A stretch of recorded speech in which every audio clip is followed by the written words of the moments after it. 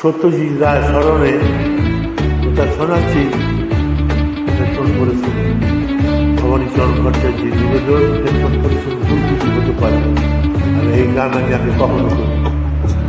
দেখো রে নয়ন মেলে জগতের বাহার, জগতের বাহার, জগতের বাহার,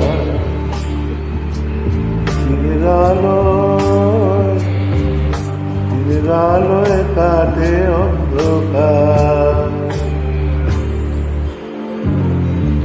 দেখো রে নয়ন মেলে জগতের বাহার।